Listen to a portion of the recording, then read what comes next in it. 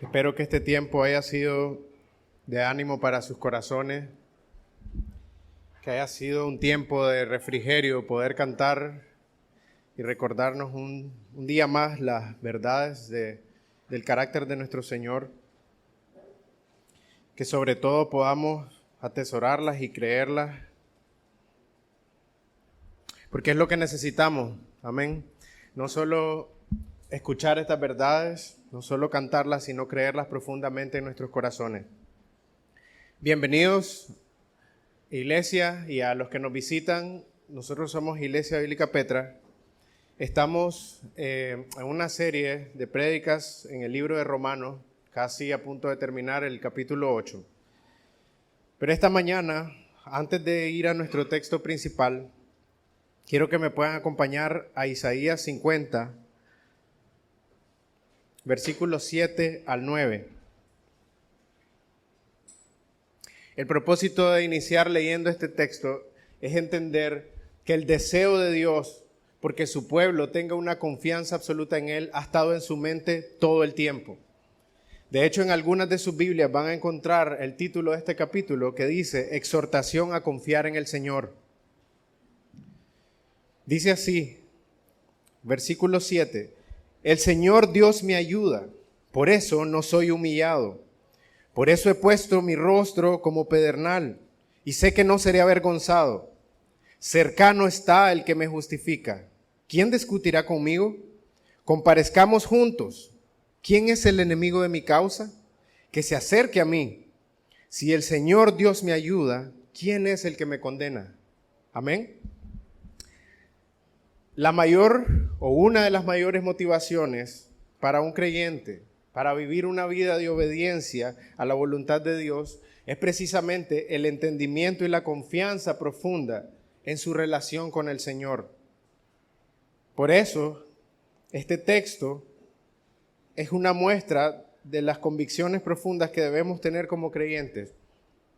Una vez que hemos entendido el carácter del Señor bondadoso, quiero leer una porción de el libro Remedios Preciosos contra las Artimañas de Satanás de Thomas Brooks, y dice así: La seguridad es una flor preciosa en el jardín de un santo, y es más infinitamente dulce y deliciosa para el alma que todos los consuelos y satisfacciones exteriores. Sin embargo, no es más que una flor que está sujeta a marchitarse y a perder su frescura y belleza, como los santos descubren por triste experiencia.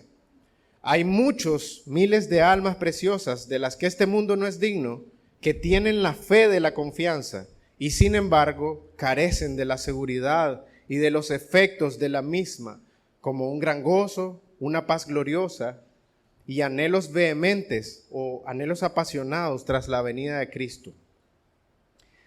A menudo la inseguridad es una de las batallas más difíciles de librar. ¿Estás de acuerdo conmigo en eso? El hecho de experimentar la inseguridad tiende a debilitarnos, a desanimarnos, nos volvemos un blanco fácil para el enemigo, vulnerable por completo y, si somos honestos, nos quita todo deseo de pelear, nos hace sentir derrotados. Sumado a eso, hay una tendencia que debemos reconocer muchas veces en nuestros corazones de creer que el favor de Dios a nuestras vidas tiene que ver con una vida sin problemas, sin dificultades, sin crisis, sin preocupaciones y sin tribulaciones. Y esta combinación es peligrosa. Vivir inseguros del carácter de Dios con una predisposición y tendencia a distorsionar la verdad del carácter de Dios, creyendo que su favor tiene que ver con una vida que carece de estas situaciones. Satanás aprovecha esto.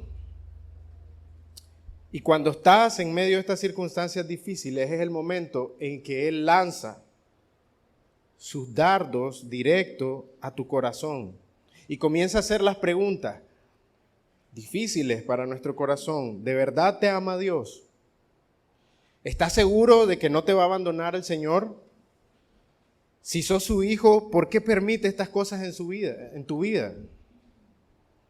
De la misma manera en que hizo con nuestro Señor Jesucristo en el desierto, Él va a poner en cuestión tu identidad y te va a hacer dudar. Te pregunto, ¿has estado alguna vez en esta situación? Tal vez es la manera en que te encuentras hoy, dudando y enfrentando esas preguntas a tu corazón, pasando por momentos difíciles, por situaciones complicadas, y estás escuchando ya en tu mente estas preguntas y estos cuestionamientos. ¿De verdad te ama Dios? Satanás va a usar dos de sus armas favoritas para hacer todo el daño posible al creyente. La primera son las mentiras. Él es el padre de toda mentira, ¿no? Que por naturaleza miente. Y estas mentiras van a producir dudas en tu corazón sobre el carácter y el amor de Dios. La segunda son las acusaciones. Él es el acusador, dice Apocalipsis. Y estas van a producir culpabilidad y desánimo. Entonces podés estar en este momento experimentando o las dudas, o culpabilidad, o desánimo. Pablo sabía que esta era una lucha real en el corazón de los romanos, y lo es el día de hoy en nuestros corazones. Por eso todo el capítulo de Romanos 8 ha venido a ser un refrigerio para nosotros. Si recordamos, desde que comenzamos con la gran y preciosa afirmación, no hay condenación para los que están en Cristo Jesús, a partir de ahí venimos escuchando argumentos poderosos, argumentos claros y fuertes para disipar esas dudas y mentiras en nuestro corazón. Ya no hay condenación para todo aquel que está en Cristo Jesús. Nos ha dado una perspectiva alentadora sobre la gloria futura, nos ha enseñado que los sufrimientos que experimentamos hoy en esta vida no se comparan con esta gloria futura. Nos ha recordado el capítulo 8 que no luchamos ni caminamos solos en esta vida cristiana, que tenemos un ayudador. Y la semana pasada escuchábamos que fuimos escogidos y llamados por la gracia de Dios y predestinados para gloria. Entonces no podemos negar el ánimo que hemos recibido como creyentes si hemos meditado de corazón en este capítulo, entendiendo lo que el Señor ha querido proveer para nuestros corazones. Si aún hoy estás luchando con este desánimo, mentira y dudas, simplemente ha sido porque querés resistir y querés deleitarte en esas mentiras, querés escuchar más la voz del mundo, la voz de Satanás, que la voz del Evangelio, la palabra de Dios. Pero por si todas estas cosas no fueran suficientes hasta este momento, el apóstol viene a darnos aún una seguridad más sólida. Y eso es lo que espero que quede en nuestros corazones esta mañana. Porque lo que vamos a escuchar a continuación son una serie de argumentos y afirmaciones contundentes que Pablo hace en base a preguntas retóricas, pero tienen un fin y es de darnos una perspectiva teológicamente correcta acerca de la seguridad del creyente. Afirmaciones que sin duda necesitamos escuchar y recordar esta mañana para poder vivir y disfrutar la victoria que Cristo nos ha dado. Pero quiero pedirte que podamos orar juntos en este momento para que sea Dios abriendo nuestro entendimiento, que sea su gracia permitiendo que nuestros corazones endurecidos, incrédulos, puedan confiar en el poder de su palabra para transformar nuestras vidas. Oremos. Padre nuestro, te agradecemos, Señor, en humildad, Señor, el privilegio que nos das de estar escuchando tu palabra hoy, Señor, y sobre todo temas tan necesarios para nuestros corazones, Señor. La falta de confianza en tu carácter, Señor, nuestra incredulidad, es posiblemente la mayor razón por la cual, Señor, sufrimos de manera incorrecta en este mundo, Señor. Es la razón por la cual, Señor, nuestras vidas se ven miserables, sin sentido, Señor, y caemos en un punto de estar simplemente sobreviviendo la vida cristiana, Señor. No encontramos deleite, no encontramos gozo. Y mucho de esto se debe, Señor, a nuestra falta de confianza en tu carácter. Por lo tanto, Señor, queremos agradecerte esta mañana por estos textos que vamos a leer y los que hemos venido leyendo, Señor, lo que has provisto para nuestros corazones necesitados, Señor. Y rogamos que tu Espíritu Santo, Señor, quebrante cualquier mentira, cualquier obstáculo que esté, Señor, ante tu palabra, para que pueda producir el fruto que tú has dispuesto en tus hijos, Señor, el fruto que va a traer gloria a tu nombre, Señor, el fruto que va a permitirnos vivir una vida abundante y en victoria sobre el pecado, sobre este mundo, anhelando crecer en santidad, Señor, anhelando crecer en el conocimiento de Cristo, para nuestro propio gozo y para la gloria de tu nombre.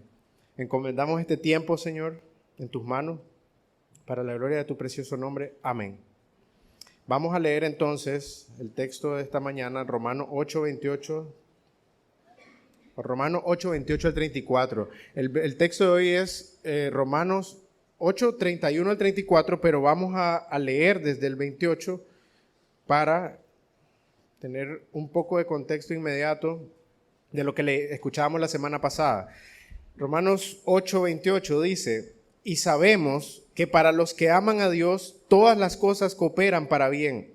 Esto es, para los que son llamados conforme a su propósito.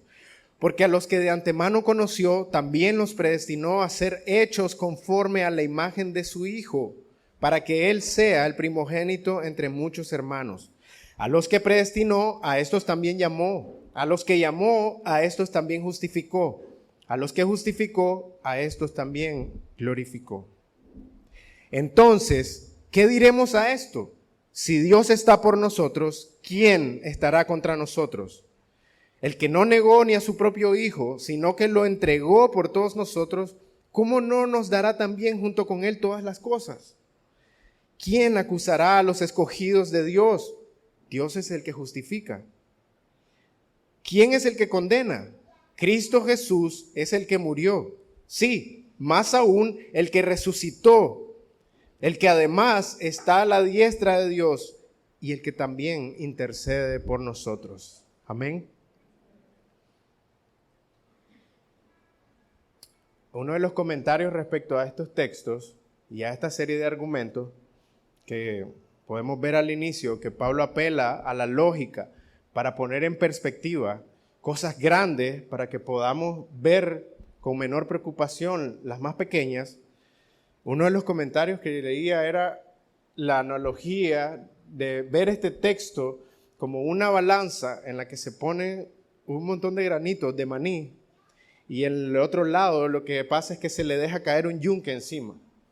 Esa es la diferencia de peso que Pablo está queriendo transmitir a nuestros corazones mientras leemos este texto, donde todo lo que hayas puesto en el otro lado de la balanza simplemente va a salir expulsado y ni siquiera se va a comparar a lo que él ha puesto del otro lado de la balanza. Entonces, esto tiene un propósito que, como hablamos al principio, es disipar nuestras dudas, temores, miedos y las mentiras que hemos creído.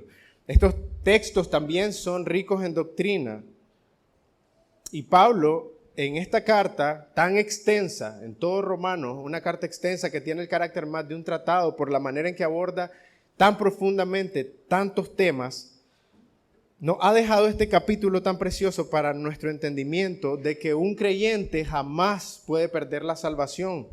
Si alguien leyendo Romanos 8 sigue sosteniendo que la salvación se puede perder, tiene que hacerlo torciendo totalmente la Escritura. Pero también este pasaje es rico en un sentido pastoral, porque más allá de entender simplemente su doctrina, Pablo sabía que necesitamos creerla y experimentarla. Él sabía que nuestros corazones, al igual que los de los romanos en ese tiempo, son propensos a dudar.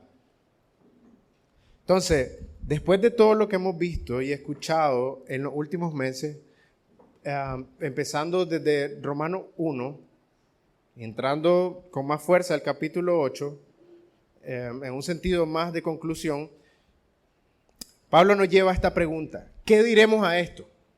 Entonces, ¿qué diremos a esto? ¿Y qué es esto a lo que Pablo se refiere? Para poder entender esto a lo que Pablo se refiere, podemos verlo claramente en el contexto del capítulo 8, pero incluso podríamos remontarnos al contexto de todo Romanos 8, porque lo que la carta viene haciendo es una serie de argumentos que concluyen en estos puntos, a este momento que Pablo hace esta pregunta, y nos llevan a ver la gracia gratuita e inmerecida. que hemos recibido en Cristo Jesús. Entonces, la manera en que esta pregunta está hecha, ¿qué diremos a esto? Pablo lo hace en un sentido de asombro muy similar a la manera en que se expresa en Efesios 3:18. Si recuerdan, cuando Pablo expresa su deseo por el pueblo de Dios para conocer cuán alto, cuán largo, ancho y profundo es el amor de Cristo. Es con ese sentido de asombro y maravilla que Pablo quiere que nos hagamos esta pregunta. ¿Qué diremos a esto? Por eso leíamos los versículos anteriores, porque si simplemente tomamos el contexto inmediato y pensamos en todas las riquezas que tenemos en Cristo Jesús y en el Evangelio, no podemos llegar a esta pregunta con una noción más clara de lo que Pablo quiere que nos preguntemos. El comentarista Matthew Henry dice respecto a esto: entre más conocemos acerca de algo, nuestro asombro es cada vez menor. Y sí, estamos de acuerdo, ¿no? Nos pasa eso. Tenemos cierto asombro, pero a medida que vamos conociendo algo o a alguien, tendemos a perder interés sobre esto. Tendemos a crecer en un sentido, incluso de jactancia, sobre ya sé estas cosas. Nos ha pasado incluso leyendo la Biblia, si somos honestos. He pasado por estos textos, ya sé lo que dice, y andamos como buscando cosas nuevas, con un sentido perverso de jactancia en el corazón. Él dice, sin embargo, no ocurre así con el Evangelio. Entre más nos adentramos en sus misterios, más nuestros corazones son afectados por ellos. Entonces, este es el sentido que Pablo quiere darnos al hacer esta pregunta, llevarnos a una reflexión profunda que produzca convicción sólida en el Evangelio. ¿Qué diremos a esto? ¿Cómo vamos a responder a estas cosas que hemos escuchado? ¿Qué efecto produce en nuestros corazones? ¿Has tenido el tiempo para hacerte estas preguntas después de todo lo que has venido escuchando? Si esta semana, después del último sermón, pudiste preguntarte qué efecto produce en mi corazón el escuchar estas verdades. O simplemente te preparaste para decir lo estrictamente necesario en tu grupo pequeño y que no te miren mal o no tener problemas con el líder para que no te llame y te pregunte por qué no has compartido. El punto no es ese. El punto que Pablo nos quiere llevar es a examinar nuestro corazón. Todo esto que has venido escuchando, todas estas verdades preciosas de Romanos 8, ¿han logrado producir algún efecto en tu corazón? Después de escuchar estas cosas, ¿estás confiando más en el Señor? ¿Estás descansando más en Cristo? ¿Sí o no? Versículo 31 dice, si Dios está por nosotros, ¿quién entonces estará contra nosotros? Iglesia, Dios está a nuestro favor. Amén. No tenemos nada que temer. Sin duda, esta afirmación, cuando la escuchamos, debería explotar nuestra mente. Sí, si meditamos en ella a profundidad, debería de producir un asombro grande en nuestra mente, pero también romper la incredulidad de nuestros corazones y llevarnos a una humillación dulce. ¿Por qué una humillación dulce? Porque nos aplasta esta idea. Pero qué dulce es entender eso, como el salmista en Salmo 8 que dice, cuando veo tus cielos, obra de tus dedos, la luna y las estrellas que tú formaste. Él está diciendo, cuando veo tu grandeza, tu despliegue de poder y majestad, solo me queda decir, ¿qué es el hombre para que tengas de él memoria? ¿Y el Hijo del Hombre para que lo visites? Es en este sentido de asombro que deberíamos de entender que Dios está a nuestro favor. Pablo está poniendo en perspectiva el gran y maravilloso privilegio y beneficio que goza el creyente al tener nada más y nada menos que al Señor de los ejércitos celestiales de su lado.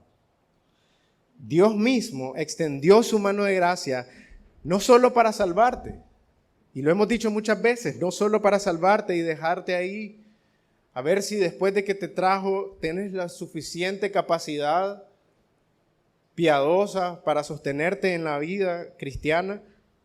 No, Dios no extendió su mano de gracia de esa manera, lo hizo también para asegurarte, y es lo que estos textos nos están enseñando, que Él va a hacer todo para cumplir su propósito en tu vida. ¿Cuál es ese propósito? Lo mirábamos el domingo pasado, ser conformados a la imagen de su Hijo. Y quiero hacerte una pregunta, muy simple, pero que puedas responder de manera muy honesta. ¿Hay algo o alguien que pueda frustrar el plan de Dios o sobreponerse a su soberana voluntad? ¿Hay algún ser? Parecen preguntas que escucharíamos en Petra Kids, ¿verdad? Pero ¿hay algún ser o poder que doblegue el decreto del Señor soberano? Yo sé que todos van a responder bien. Entonces la verdadera pregunta detrás de esto es, ¿lo crees? ¿Crees la respuesta que estás dando hacia esto? Entonces, ¿por qué hay tantas dudas en tu corazón respecto al carácter de Dios? Salmo 118:6, el Señor está a mi favor, no temeré. ¿Qué puede hacerme el hombre? ¿De dónde vienen tus temores más grandes? ¿Del hombre? ¿Del mundo? ¿De los estándares que el mundo ha puesto? ¿El no alcanzar estos estándares? ¿Esa es la raíz de tus temores más grandes? Hermanos, el peligro más grande para nuestros corazones es dudar del favor del Señor hacia nosotros.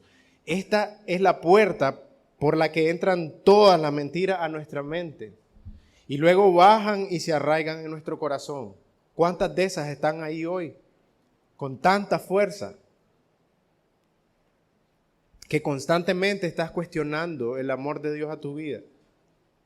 Puedes escuchar verdades preciosas del carácter de Dios desde este púlpito y estar sin poder responder a ellas con convicción, simplemente porque esas mentiras que dejaste entrar por medio de la puerta de la duda, ahora están tan arraigadas en tu corazón. Pero gracias a Dios por su palabra y gracias a Dios por la esperanza que tenemos domingo tras domingo y día tras día. No tenemos que esperar al domingo para escuchar su palabra. El llamado es hacerlo de día y de noche. Y esto fue algo que escuchamos también el domingo pasado. Porque Satanás también nos ataca de día y de noche. Pablo está animándonos como creyentes a anclar nuestra esperanza en el Señor que está por nosotros y no en contra de nosotros. El que vela por nosotros y que nos recuerda que en Él la victoria es segura. No tomes a la ligera esta afirmación. El Señor está en nuestro favor. ¿Quién estará en mi contra? Tenés que llevarlo más profundo y realmente entender y pensar si crees que el Señor está a tu favor. Por la manera en que estás viviendo, la manera en que estás percibiendo las cosas que están ocurriendo en tu vida, muestran o te hacen creer o está la convicción que detrás de cada una de esas cosas está un Señor todopoderoso que está a tu favor, o ves adverso al Señor en medio de estas circunstancias. Jesús dijo en Juan 16:33, estas cosas les he hablado para que en mí tengan paz. En el mundo tienen tribulación, pero ¿qué les dice? Confíen, tengan ánimo, yo he vencido al mundo. Y sabemos que Pablo escribió esta carta bajo la inspiración del Espíritu Santo. Amén. Jesús prometió que el Espíritu Santo sería el consolador, el ayudador, el paracletos, el que está al lado de nosotros. Y una de las funciones del Espíritu Santo es recordarnos la verdad, y eso es precisamente lo que está haciendo aquí. Porque las palabras suenan de la misma forma. Van a tener aflicciones, oposición, gente en su contra. Aún los poderes espirituales van a estar en tu contra. Jesús dice, tengan ánimo, confíen en mí. Pablo dice, Dios está con nosotros. Ambos nos llevan a poner la mirada en Él para poder sobrellevar las dificultades. Pero no solo sobrellevarlas de una manera de resignación, como también escuchábamos el domingo pasado si estuviste en la escuela dominical. Esa es la virtud del creyente, que no pasa por estas dificultades con un sentido de resignación, como ni modo, no tengo para dónde más ir, tengo que pasar por esta dificultad, sino que ve el propósito y se goza en el propósito que Dios está proveyendo o para lo que Dios está proveyendo esta circunstancia. ¿Deberíamos temer entonces, hermanos, ¿A qué le temes? ¿Qué es lo que te causa ansiedad? Dios es por nosotros. Y cuando estaba leyendo este texto me acordé de una historia que está, si me pueden acompañar, en 1 Samuel 17.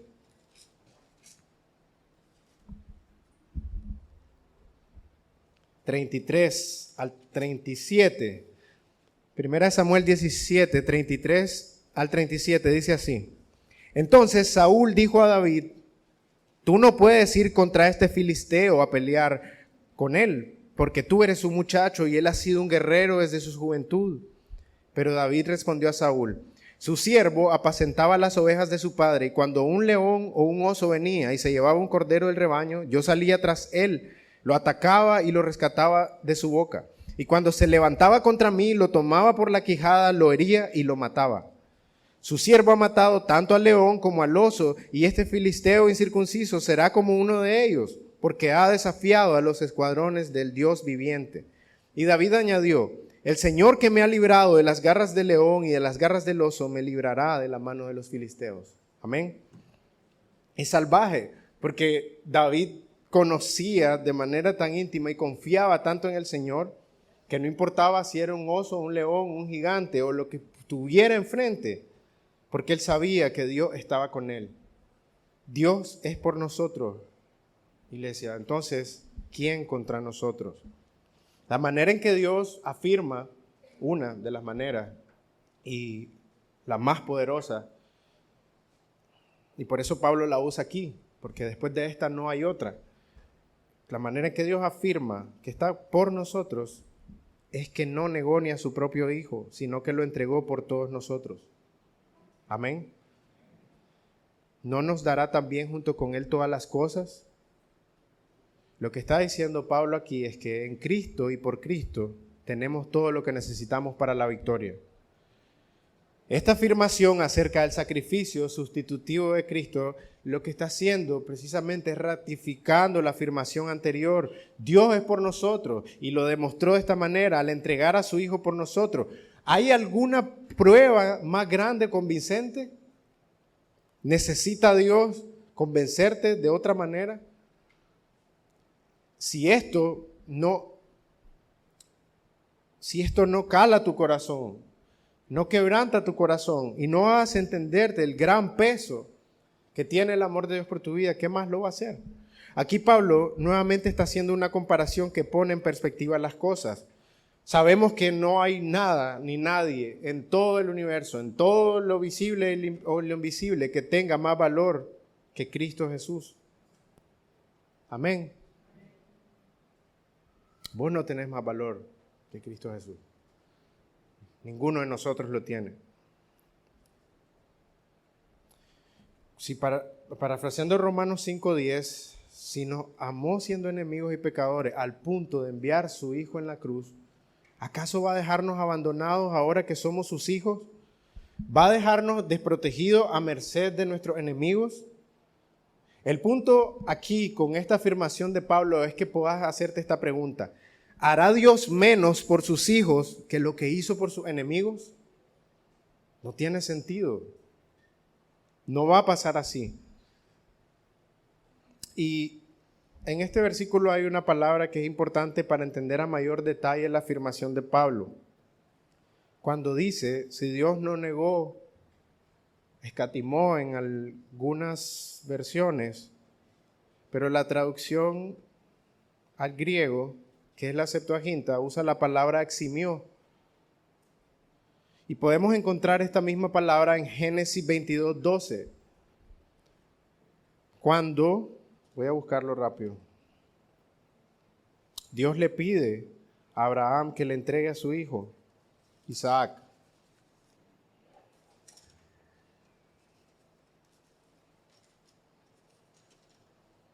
En el versículo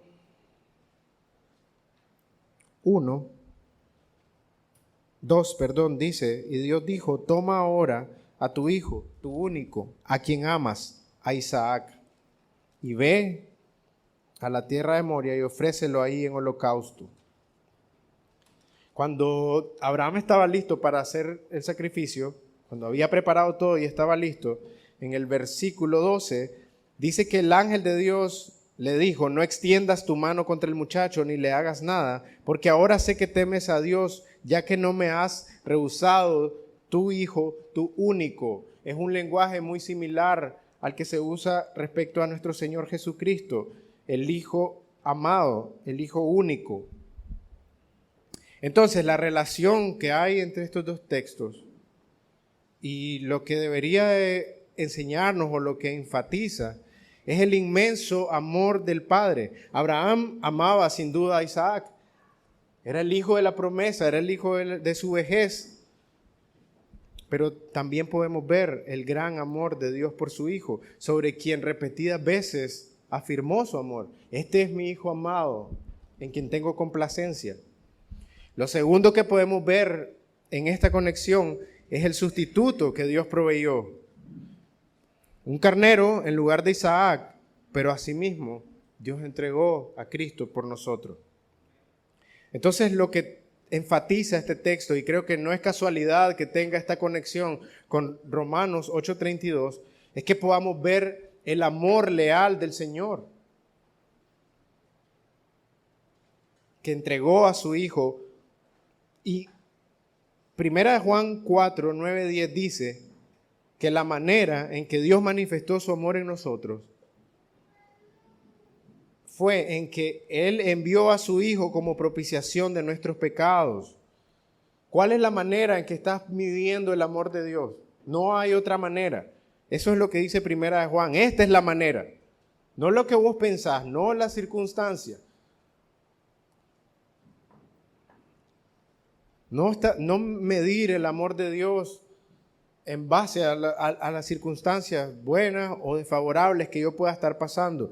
Dice la Biblia claramente que esta es la manera en que manifestó su amor en nosotros, que Él envió a su Hijo como propiciación de nuestros pecados. Por eso es el argumento que Pablo usa en el texto en Romanos 8:32, porque es la afirmación más clara y contundente para entender el amor de Dios.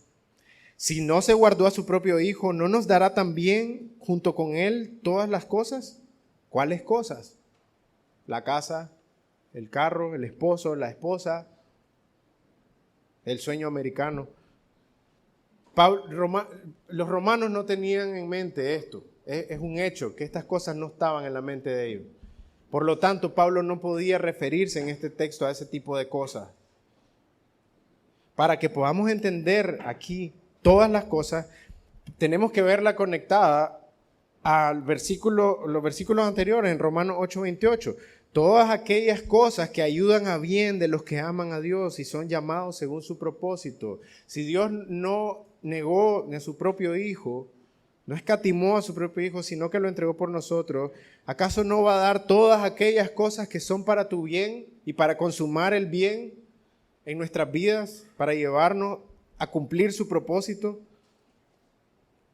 Pablo nos está diciendo que Dios va a hacer y proveer generosa y gratuitamente todo lo que nuestras almas necesiten para asegurar que en nosotros se va a cumplir su propósito de ser conformado a la imagen de Cristo y en el fin llevarnos a la gloria eterna. Amén.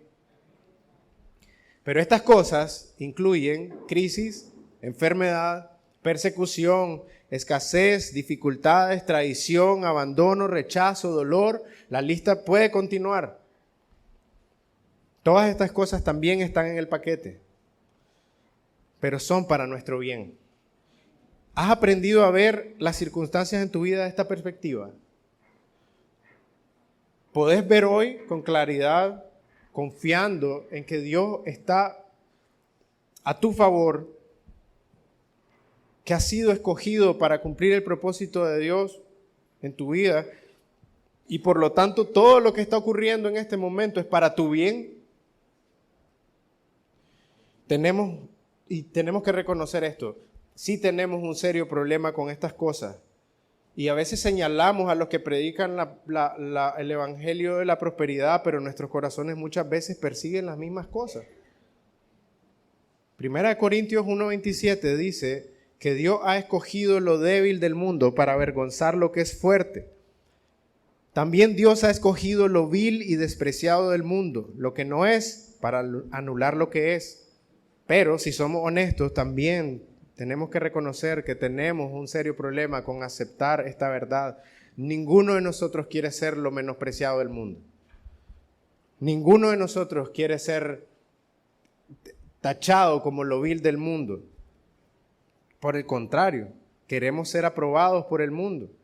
Y por eso cuando las cosas no van en tu vida como este mundo te dice que deberían de ir, comienzan las mentiras y sentimos abandonados por Dios y comenzamos a dudar de su amor y de su carácter. Pero ¿qué mentira más grande hemos creído? Sendik hacía la pregunta o la reflexión la semana pasada de cuántas cosas el mundo está diciendo acerca de tu identidad que has creído. Es lo mismo, no solo tu identidad, sino tus propias circunstancias. Si tenés esto o no tenés esto, va a definir quién sos. Eso es lo que el mundo te dice. Pero estamos escuchando más la voz del mundo y las mentiras de Satanás que la verdad de la palabra de Dios. Y Satanás aprovecha eso, como decíamos al inicio. Él ya está aprovechando esta circunstancia en tu corazón para alimentar esta duda, desánimo y esta sequía espiritual que estás experimentando. El hecho de que el Señor nos dará todas las cosas tiene que ver más con la santificación. Eso es prosperidad espiritual, no la prosperidad material. Amén. El versículo 32 dice, ¿quién acusará a los escogidos de Dios? Dios es el que justifica. Entonces ahora Pablo cambia el escenario y ya no está apelando a nuestra lógica, sino que ahora nos está trayendo a un plano legal. Ahora el escenario es el tribunal de Dios, es la corte de Dios. Ahora son todos esos argumentos legales que tienen una implicación profunda, porque son el área legal siempre son las que rigen las cosas y son las que no pueden cambiarse, por lo menos en el tribunal de Dios, dentro de la justicia de Dios. Entonces Pablo nos enseña que toda la teología de Romanos ha venido hablando de estas cosas, nos ha venido trayendo luz sobre estos conceptos, porque en el fin todo ser humano va a culminar ante el gran tribunal de Cristo. Y lo mencionábamos al inicio, en Apocalipsis 12:10 dice que Satanás es llamado el acusador de nuestros hermanos. Dice el texto que Él nos acusa delante de Dios, delante de nuestro Dios, nos acusa día y noche. Él está viniendo constantemente delante de Dios como esos abogados que están buscando los argumentos más convincentes para lograr que el juez reconsidere, para lograr la acusación final y que reconsidere el veredicto y lograr en definitiva la condenación del creyente. Y sabemos que es un hecho que esto no puede ocurrir porque la salvación es definitiva y completa en Cristo. Sin embargo, Él va a presentar acusaciones todo el tiempo, algunas falsas y algunas verdaderas. Porque no podemos caer tampoco en la mentira de nuestro propio corazón de echar toda la culpa a Satanás y decir que como es mentiroso, todo lo que dice acerca de mí es mentira. No, hay muchas cosas que Él presenta como acusación que son verdad. Nosotros en nuestra negligencia y en nuestro pecado hemos dado la pauta para esta acusación y en consecuencia lo que experimentamos es desánimo y por consiguiente más pecado. ¿Recuerdan la historia de estas palabras, las palabras que Dios le dijo a Caín en Génesis 4:6? Dios le dijo, ¿por qué estás tan enojado? ¿Por qué te ves tan decaído? Ten cuidado, el pecado está al acecho. Y sabemos lo que pasó después. Sí, sabemos lo que pasó. ¿Por qué estás tan enojado? ¿Por qué te ves tan decaído? Enojado y desanimado no es una posición sana para estar. Por el contrario, es muy peligroso. Tiene que hacernos pensar en la advertencia en Hebreos, o no la advertencia, más bien el mandato de cuidar de que no crezca una raíz de amargura en nuestros corazones. Esa era la raíz de amargura que estaba en el corazón de Caín. ¿Por qué estás tan enojado? ¿Podés ver la raíz de amargura en tu corazón? ¿Puedes ver si tu desánimo no viene de esa raíz de amargura? Por eso te ves tan decaído, por eso estás luchando tanto en la vida cristiana, Por eso no hay deleite en la palabra de Dios, ni en las obras de Dios. Ni siquiera puedes cantarle al Señor con gozo. ¿Por qué estás tan enojado? ¿Por qué te ves tan decaído? Es una postura muy peligrosa para encontrarnos. Y si quiero leer una porción del libro de C.S. Lewis, que es Carta del Diablo a su sobrino. Este libro de eso se trata. Es como una conversación entre un diablo que está discipulando a otro para enseñarle a hacer bien su trabajo. Y dice: espero que mi última carta te haya convencido de que el seno de monotonía o sequía que tu paciente está atravesando en la actualidad no te dará por sí mismo su alma, sino que necesita ser adecuadamente explotado. Ahora voy a considerar qué formas debería tomar esta explotación. En primer lugar, siempre he encontrado que los periodos bajos de ondulación humana, esos altos y bajos nuestros, suministran una excelente ocasión para todas las tentaciones sensuales, especialmente el sexo. El ataque tiene mucho mayores probabilidades de éxito cuando el mundo interior del hombre es gris, frío y vacío. Lo mismo ocurre con otros deseos de la carne. Es mucho más probable que consigas hacer de tu hombre un buen borracho imponiéndole la bebida como un sedante cuando está aburrido y cansado, que animándole a usarla como un medio de diversión junto con sus amigos cuando se siente feliz y expansivo. Tu trabajo es hacerle resignarse a la actual baja temperatura de su espíritu y que gradualmente se contente, convenciéndose a sí mismo de que después de todo no es tan baja. En una semana o dos le estarás haciendo dudar si los primeros días de su cristianismo no serían tal vez un poco excesivos. Peligroso, ¿no? Peligroso. Nos da un panorama de las cosas que pueden estar pasando en la mente de Satanás y los demonios, de la manera en que actúa. Son sus artimañas y muchas de ellas son conocidas y siempre va a volver una y otra vez a aprovechar las mismas circunstancias.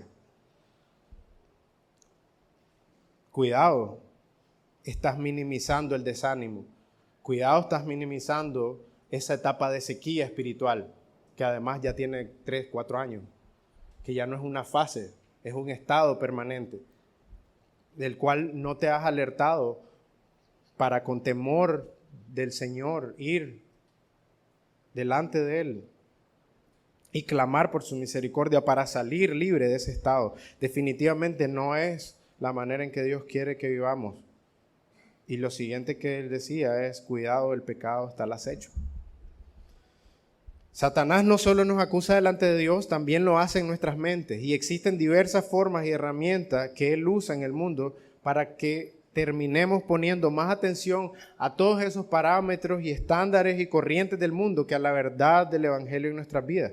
Vos puedes pensar en cuáles son esas herramientas que puedes identificar que Él ha usado para desviar tu mirada. Más aún sabe que el desánimo es terreno fértil para las mentiras y el pecado. Por eso está este texto ahí, por eso están estos textos ahí, por eso está Romanos 8 hablándonos y trayendo seguridad a nuestros corazones para darnos claridad acerca de la posición de Dios en cuanto a nosotros. Porque si nuestra teología es como la de los amigos de Job, vamos a pensar que todas las dificultades son por consecuencia de nuestra falta de piedad, por mera consecuencia de nuestro pecado, y las acusaciones que creen que va a pasar van a tomar más fuerza en tu corazón. Y una vez acusado y culpable, desanimado, derrotado y en pecado. Primera de Juan 2:1, para que entendamos, y siempre es necesario hacer ver que esta seguridad no es para una licencia para pecar. Juan les dice: hijitos, les escribo estas cosas para que no pequen. Claramente les está diciendo que hay un propósito: no pequen. Pero si pecan, abogado tienen ante el Padre. Pablo nos recuerda que somos los elegidos de Dios, escogidos y aceptados en Cristo. ¿Recuerdan la semana pasada en la escuela dominical también preguntándonos cuál es esa virtud especial que está en nuestros corazones como creyentes. No para jactancia. ¿Cuál es esa virtud especial que nos capacita para no vivir sometidos y esclavizados al pecado en este mundo? ¿Está en vos esa virtud? Esa era la tarea, ir a pensar y examinar el corazón. ¿Qué hay de especial en mí? ¿Está eso que no puede ser lo que un hombre natural tiene en el corazón? Somos los elegidos de Dios, escogidos y aceptados en Cristo. Y el juez supremo fue el que nos justificó. No hay un juez más alto. No hay otro tribunal al cual ir. No hay un juez de rango mayor. No sé si es rango, pero no hay nadie más alto. No existe. La Nueva Traducción Viviente, si esa es la versión que tenés, vas a ver que en cada una de estas preguntas dice nadie. ¿Quién está contra nosotros? Nadie. ¿Quién puede acusarnos? Nadie. ¿Quién nos condena? Nadie. Nadie puede acusarnos y tener éxito en su acusación. No existe un argumento que haga reconsiderar el veredicto del juez, porque Dios mismo, el juez, nos puso en la relación correcta con Él. ¿Recuerdan las palabras de Jesús a la mujer sorprendida en adulterio? ¿Dónde están los que te acusaban? No están, se han ido. Yo tampoco te condeno, le dijo Jesús. Pero le dijo, vete y no peques más. En Colosenses 2:13 y 14 dice, Dios les dio vida, juntamente con Cristo, habiéndonos perdonado todos los delitos, habiendo cancelado el documento de deuda que consistía en decretos contra nosotros y que nos era adverso, y lo ha quitado de en medio, clavándolo en la cruz. Amén. La palabra cancelado, hay muchas palabras importantes en este texto, pero no tenemos el tiempo y tampoco vamos a predicar ese texto hoy. La palabra cancelado es salvaje como los textos originales nos enseñan en una sola palabra un significado tan profundo. Porque cuando nosotros escuchamos cancelado, queda de una manera muy superficial, pero esta palabra que Pablo usa ahí es exaleifo. Dice que la palabra se aplicaba al proceso de borrar lo escrito sobre cualquier material. Y la idea de todos los usos de esta palabra en las escrituras es hacer que algo cese borrando o eliminando cualquier evidencia y cualquier rastro. Entender la palabra que se usó nos da más profundidad para entender lo que él está diciendo en este versículo. Lo que pasaba, y pues estudiando un poco de esa palabra, era que el material que usaban, el papiro, que era muy costoso, además de resistente, y no era la tinta como la que conocemos hoy, que no podemos eliminar de ninguna manera, en ese papel, en ese material, la tinta quedaba de manera superficial, y como era costoso, muchas veces los escribas tenían que economizar el material, y lo que hacían era tomar una esponja y borrar, lo cual no es posible en ningún documento ahora, por lo menos borrarlo como que si nunca existió nada. Pero eso es lo que ocurría en ese proceso, que es lo que describe la palabra exaleifo. Entonces, la tinta podía borrarse como si nunca hubiera existido. ¿Y sabes dónde más está esta palabra? En Apocalipsis, cuando Dios promete que enjugará toda lágrima, como que si nunca hubiera existido. Es salvaje ver todas las conexiones que la Biblia tiene para hacernos entender de manera profunda lo que Dios quiere enseñarnos. ¿Quién es el que condena? Cristo Jesús es el que murió, sí, más aún el que resucitó, el que además está a la diestra de Dios, el que también intercede por nosotros. Entonces, no solo es el Padre a favor nuestro, no solo es la persona de Cristo como garantía de que el Padre está a favor nuestro, también es la obra y el poder de Cristo a nuestro favor. Ese es el punto número 4. No me había fijado que nos habíamos quedado en el 2. Toda nuestra seguridad descansa en Cristo y fuera de Él no podemos experimentarla. Posiblemente esa es la razón de tu lucha hoy. No has aprendido a ver y poner tu confianza en el lugar correcto.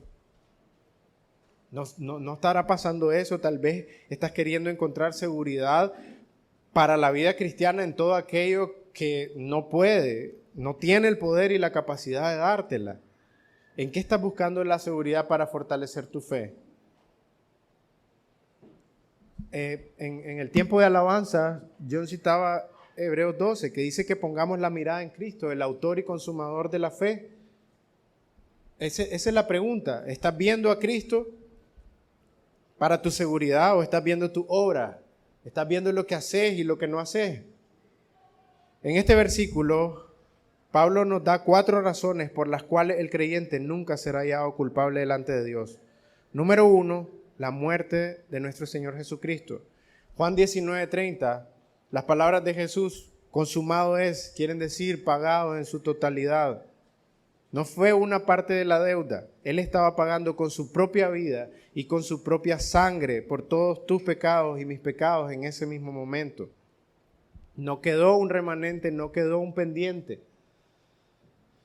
En Él, dice Efesios 1:7, tenemos redención mediante su sangre, el perdón de nuestros pecados según las riquezas de su gracia. Número 2, su resurrección. Romanos 4:25 dice que Él fue entregado por nuestras transgresiones y resucitado para nuestra justificación. La resurrección entonces es la prueba definitiva de que Dios aceptó el sacrificio de Cristo y así lo capacitó para justificar al impío. Sin la resurrección, dice Pablo, vana sería nuestra fe. Número 3, su posición exaltada. Salmo 110:1. Dice el Señor a mi Señor, siéntate a mi diestra hasta que ponga a tus enemigos por estrado de tus pies. Y posiblemente era este versículo, esta porción de las Escrituras, la que Pablo tenía en mente y la que quería dirigir, porque por medio de ella quería dirigir la mirada de sus oyentes a la victoria absoluta de Cristo. Porque esta imagen de poner algo como estrado de los pies, eso es lo que evoca. Eso es lo que comunica, que el enemigo está ahora bajo los pies del vencedor. Confíen en mí, yo he vencido al mundo. Amén. Número 4, su intercesión continua por los suyos.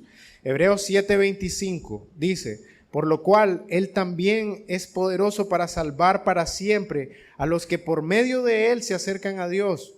¿Para salvar cuándo? Para siempre. A los que por medio de Él se acercan a Dios, puesto que vive perpetuamente para interceder por ellos. Pablo nos decía en el versículo 26 que el Espíritu Santo intercede por nosotros desde nuestros corazones. Y ahora nos dice que el Hijo intercede por nosotros ante el Padre en el cielo. La intercesión de Cristo en este caso no es un ruego igual, una vez más, para que el Padre reconsidere las cosas ante las acusaciones. Es más bien el hecho de que Cristo ahora nos representa y no tenemos que representarnos a nosotros mismos. Él dice, yo pagué por Él. Él dice, yo derramé mi sangre por Él. Ante cualquier acusación está presente la obra de Cristo. Él mismo recordando, Él mismo diciendo, esta fue mi obra a favor de este creyente. Entonces, ¿qué podemos decir acerca de cosas tan maravillosas como estas? Si Dios está a favor de nosotros, ¿quién podrá ponerse en nuestra contra? Esa es la manera en que la Nueva Traducción Viviente lo dice.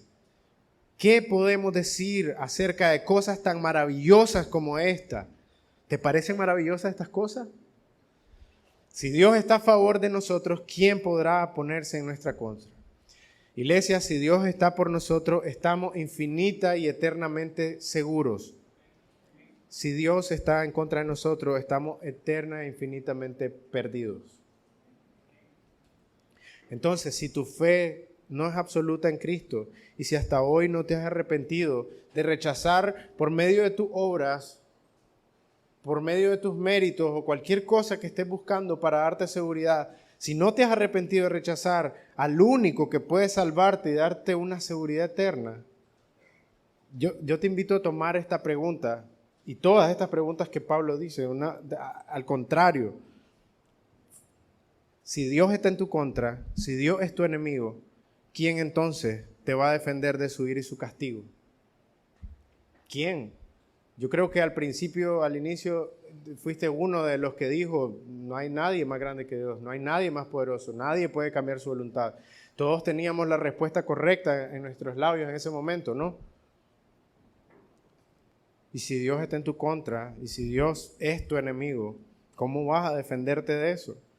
En tu contra entonces no solo están las acusaciones de Satanás, verdaderas o falsas, está toda la ira santa y justa del Señor. Busquen a Dios mientras puede ser hallado, dice Isaías 55. Estas verdades expuestas de su carácter que pudiste escuchar, y estoy hablando una vez más en el caso de seguir viviendo y queriendo obtener seguridad y salvación bajo tus méritos y no los de Cristo, lo que estás haciendo es menospreciando y rechazando la obra de Cristo, que tanto valor tiene para el Padre y que pudimos ver esta mañana. Estas verdades expuestas sobre su carácter son la advertencia, pero también la invitación y el llamado a ver la fidelidad de Dios, porque Él dijo, el que a mí viene, yo no lo echo fuera. Hay tantas cosas en tu mente y tu corazón hoy, que mentiras arraigadas de las que hablábamos al principio, que pueden estar siendo un obstáculo para seguir dudando hoy del amor de Dios. Tal vez no sea suficiente, tal vez me va a abandonar, tal vez me va a dejar a la mitad del camino. Tal vez va a repetir tantos patrones de abandono que yo he experimentado en mi vida. ¿Por qué habría de confiar una vez más ahora en este Dios, en este Padre, cuando no tengo la menor idea de lo que un Padre amoroso es? ¿Pudiste escuchar esta mañana todo lo que está a favor de un creyente que ha puesto su confianza y su fe y su mirada en Cristo Jesús? Si pensás en este sermón de manera inversa, si podés pensar en todo lo que escuchaste en tu contra y el favor del que no contás y todo lo que está en contra de vos, el llamado es para el arrepentimiento. Y examinar tu propio corazón a la luz de la palabra de Dios, que es poderosa para salvarte. Si esas mentiras no son las que están bloqueando y impidiéndote correr a los brazos de Cristo hoy. Pablo dice en el versículo 38, estoy convencido de que nada podrá jamás separarnos del amor de Dios. Esa es la conclusión más preciosa y alentadora que podemos escuchar. Pero esa es la prédica de la otra semana. Así que no voy a concluir con ese texto. Pero tenemos un texto paralelo en Filipenses 1:6. Porque Pablo nuevamente expresa su convicción y dice, estoy convencido precisamente de esto, que el que comenzó en ustedes la buena obra, la perfeccionará hasta el día de Cristo Jesús. Amén. Cuánto ánimo y seguridad entonces deben traer estas cosas. ¿Qué diremos de estas cosas? ¿Cómo afecta cada área de tu vida el hecho de que Dios está a tu favor y que ninguna acusación está en tu contra? Y ninguna acusación tendrá éxito porque Él mismo te ha justificado. En Él, hermanos, estamos eternamente seguros. En Él tenemos todo para lograr la victoria. Por lo tanto, desechad todos tus temores, inseguridades y dudas acerca del carácter de Dios. Confía en sus promesas y viví una vida en la libertad de Cristo, regocijándote en cada circunstancia que Él, en su soberana y divina providencia, ha dispuesto para tu vida, porque Él va a perfeccionar de esa manera su obra en vos. Amén. Oremos. Padre, te damos gracias una vez más, Señor, por estos textos tan preciosos y por exponer nuestros corazones, Señor. Yo te ruego que haya humildad, Señor, para desesperados, Señor, como nos podemos encontrar, venir, Señor, delante de tu trono, clamando por consuelo y ánimo, Señor, para que estas palabras puedan bajar profundamente a nuestros corazones, Señor, y permitan que se vuelvan, Señor, una convicción profunda, que nos permita rechazar las mentiras del mundo, Señor, las mentiras que personas a nuestro alrededor, familiares, nuestro propio corazón, ha dicho, Señor, sobre tu carácter hoy. Que podamos arrepentirnos hoy, Señor, no mañana, no la próxima semana, no esperar hasta la siguiente predicación. Todo lo que nos has venido mostrando, Señor, debería para este momento quebrantar nuestros duros corazones, Señor, pero reconocemos que solo tu Espíritu Santo puede lograr tal cosa, Señor. Por eso ruego, Señor, que si hay alguien resistiendo su corazón, Señor, a tu voz, hoy sea el día, Señor, que esta persona pueda doblegarse, Señor, someterse y poder disfrutar, Señor, de la vida eterna que tú estás ofreciendo, Señor, una y otra vez, bajo tu promesa de que el que a ti viene, Señor, tú no le echas fuera. No sé cuánta mentira hay en cada corazón, Señor, no sé cuánto engaño, dolor, amargura, desánimo hay hoy, pensando cosas falsas y perversas acerca de tu carácter, Señor. Todos hemos experimentado eso. Todos estamos bajo constante ataque, Señor. Y todos estamos luchando día a día con estos pensamientos en nuestra mente, Señor. Pero tu palabra es poderosa, Señor, y tu evangelio es poderoso, Señor. Y nosotros como iglesia confiamos y creemos en eso, Señor, para poder ver tu obra en nuestras vidas, Señor, transformándolas para la gloria de tu nombre. Te damos gracias, Señor, y oramos que nos muestres, Señor, que podamos verte obrar, que nos permitas verte obrar, Señor, en estas cosas, trayendo a personas a salvación, Señor, de muerte a vida, Señor, de ser enemigos tuyos a ser parte de tu familia, Señor, de ser llamados tus hijos, y que podamos juntos deleitarnos, Señor, cada vez más en adorar tu santo nombre por derramar tanta bondad y misericordia sobre nuestras vidas. En el nombre de Cristo Jesús oramos. Amén.